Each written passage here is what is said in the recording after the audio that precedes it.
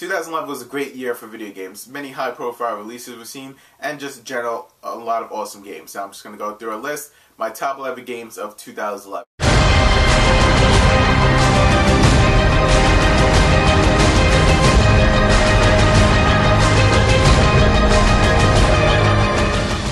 Now, number 11, this game came out back in March or April, or I forget when. It's been in development for a while, and it's a Rockstar game, and it's LA Noire.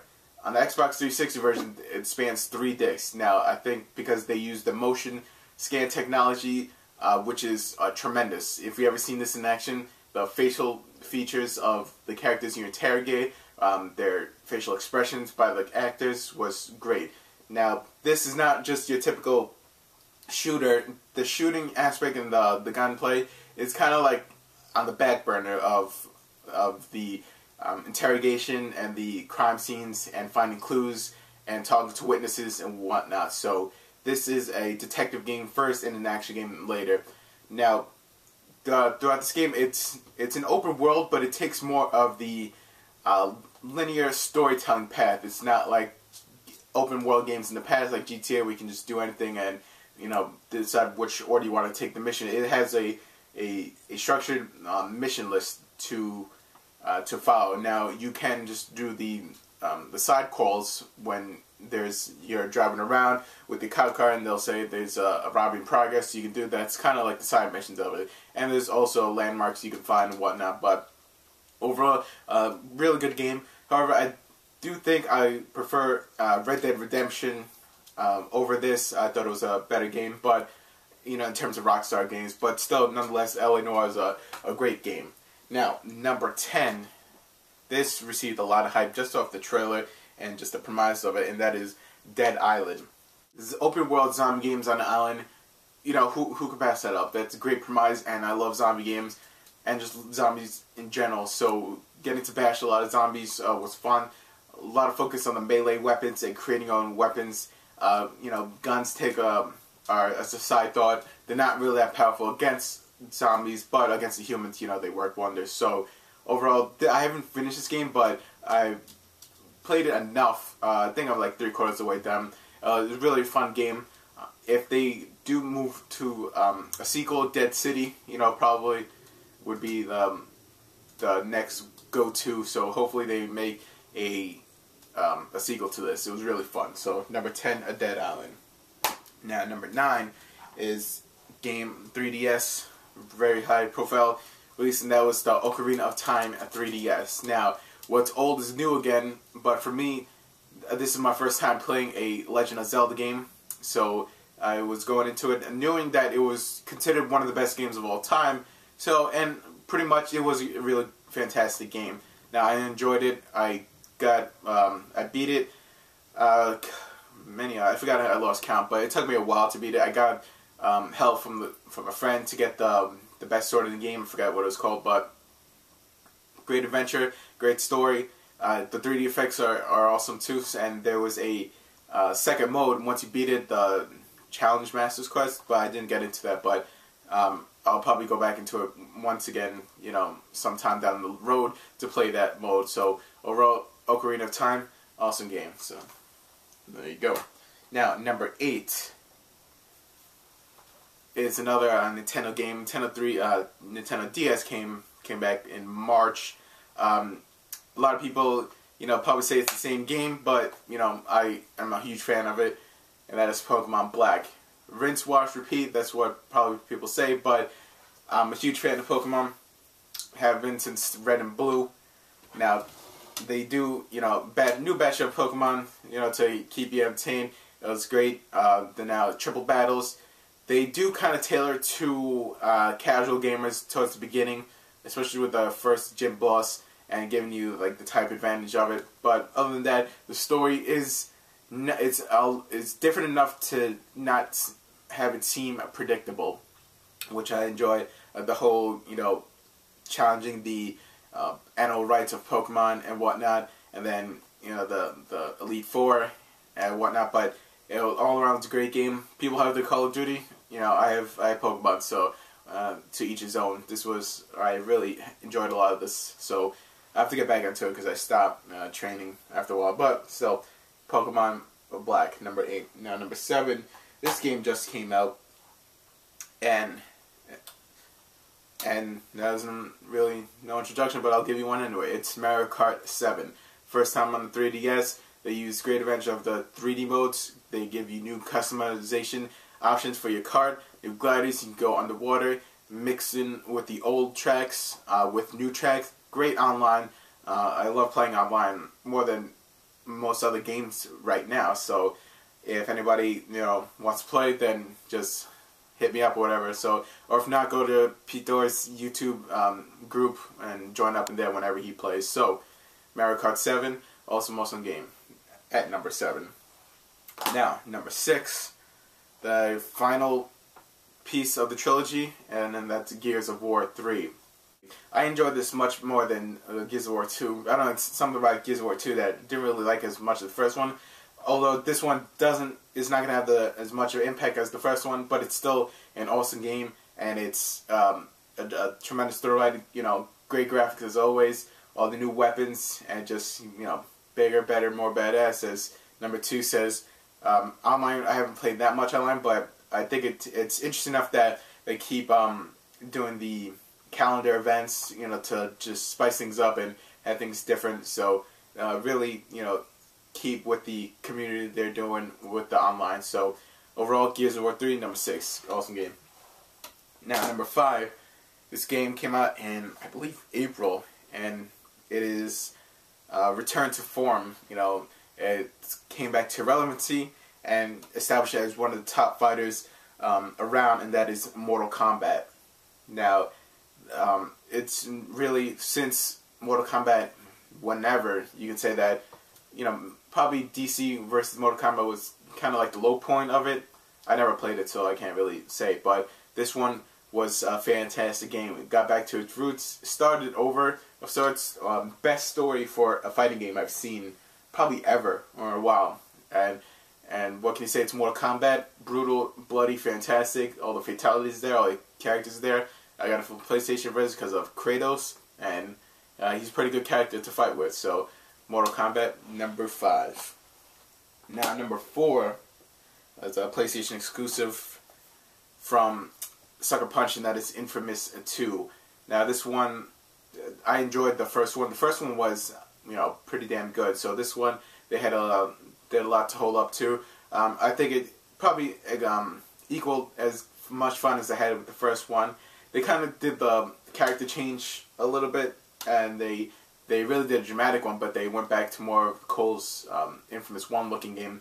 But big boss battles, a lot of city to explore, new powers, new karmatic decisions, and you can design your own missions now for other people to play online. So overall, this was a great game. Depending on the ending you got, I don't know if there's going to be a third one, but PlayStation 4 is on the horizon. I think they should hold off Infamous 3 until then. Just get a Sly Cooper game out, which I think they're doing anyway, but Infamous 2 is a great game. So hopefully Infamous 3 will be on PlayStation 4, take control of, however great that hardware is going to be, however powerful that is going to be, and, go to town on that. But if you played it first Infamous, check this one out. If you haven't and you like open world games and like superhero games, this one I think you'll like too. So Infamous 2 for number 4. Now, number 3 was Batman Arkham City.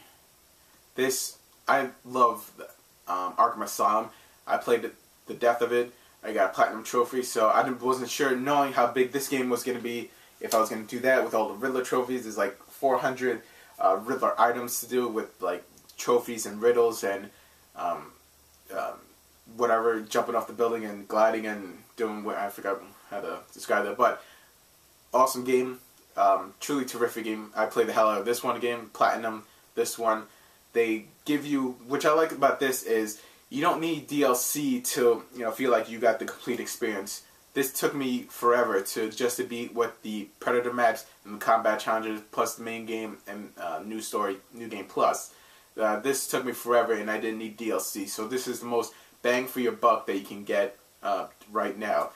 Besides, another game that's on my list, but you probably know what that is. But still, no DLC. The game is fantastic. The story, they really blended in all the characters, all the villains into the story nicely. Nothing seemed forced. Every character was there for a reason.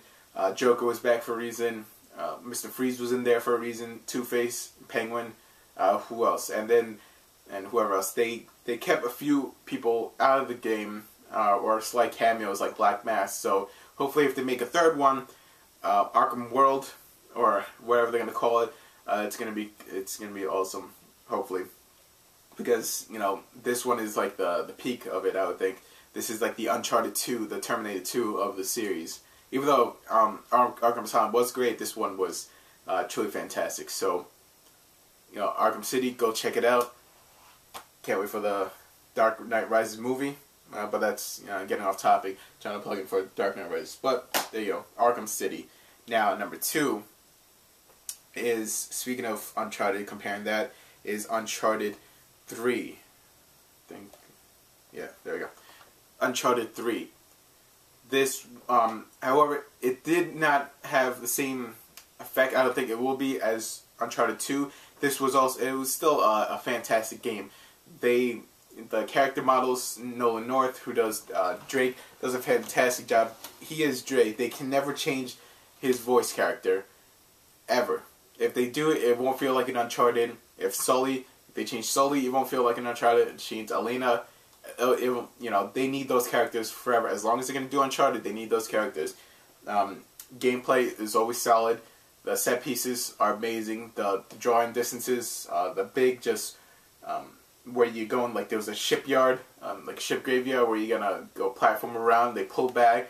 It was awesome. The desert scenes, it was great. And then the storytelling, this rivals, I think, and this is coming from a huge Metal Gear Solid fan. This is my favorite franchise of all time. This probably rivals, if not, slightly surpasses the storytelling ability within the game. Now you just feel for the characters, and you just, you can relate to them, and their drama is your drama, their fear is your fear, and whatnot. But the storytelling is superb. Naughty Dog really does a great job for Uncharted. Now there's gonna be one on the Vita, Golden Abyss. So I don't know if they're going too crazy now with them. Uncharted 4, I think, as long as the fans want it, they should do it. But I think they should hold off a couple more years. Like I said with Infamous, PlayStation 4, I think, just launch with that and just, go to town on PlayStation 4. Because visually, I don't know how they can make anything better. Right now, I think they pretty much maxed out what they could do. And now it's just like, you can't go forward, so you gotta go sideways, with the dust particles and just like little attention to detail type of graphics. But Uncharted 3, awesome game. Another tremendous game. Now, number 1, there's one game. Actually, I left off a few games that I haven't played, so it's not too obvious. But, if you saw my other videos, if you watch my other videos, you know what it is. And that is Skyrim. 11/11/11, the day that the Earth stood still so I can play this goddamn game. What can I say? Fighting the dragons is a tremendous, fantastic, whatever, synonym you want to use, awesome experience. When the first time that you fight one, the music hits, or the chanting, and then you just, say, what the hell, what am I supposed to do? How am I supposed to fight this? And then you're exploring the world. The topography of it on the map is just crazy. You just go steep mountains, like low valleys, and just marshlands. It's really good. I think the map is smaller than Oblivion, but the way they made the mountains and the detail to it is much better. You can dual wield weapons. You can do a mage. You can do a battle mage. You can do a thief, a bow guy. You don't repair weapons anymore. You improve them and make them. You have smithing. Your lockpicking is much more like Fallout 3 than it is for the first Oblivion. So that was plus. I like that lockpicking. And, side missions like crazy. I've played this from November, the day I got it, to now. I've only, I think, halfway gotten to the main story. I've done side missions. Dark Brotherhood's back. The Thieves Guild is back. They got rid of the Gladiator Arena, but companions are there. which is kind of like a fighters guild, and tons of stuff you can do. So you can explore. You can just get lost in the world, just exploring like crazy. Ton of caves to dive into. The caves are really good. They really up their game with the caves. None of them look the same as the ones before. There's different ones now. There's like dwarven ruins, which are like more mechanical in nature than like other wooden caves. So overall, there's not much more I can say. Although it is kind of buggy. Like I did a mission where I need to buy a house in Markarth, but it won't give me the option. There's another mission where I needed to talk to this guy in a jail cell, but he has a pool of water in his cell, and he got stuck in the water. So I had to go like find out a fix for him. They said use the unrelenting force shout and just move him out. And then this game is it's buggy as hell, but still awesome, and I love it. And I'm gonna spend much more than what I am. I have in like 70 hours, I think 50, 60, or 70 hours, but I'm gonna spend hundreds more, and not doing like I want to do another character too, just because I want to try a different class out, different races, all the but all the way, I'm rambling on. Skyrim, #1 game, 2011. It's not much I could say. So there you have it, the list of 2011 games. Now 2012, my fanboy is gonna come out because Mass Effect comes out in March. So I'm already putting that as the #1 game in 2012, and everything else has to beat it. But still, you have Twisted Metal. You have maybe The Last Guardian, ever if that decides to stop being stupid and being made. You have Metal Gear Rising: Revengeance now. Stupid subtitle, but that's them. Hopefully that turns out to be good. Tons of other games. Probably another Call of Duty. The Wii U is going to come out this year. The PlayStation Vita is going to come out this year. So we'll see.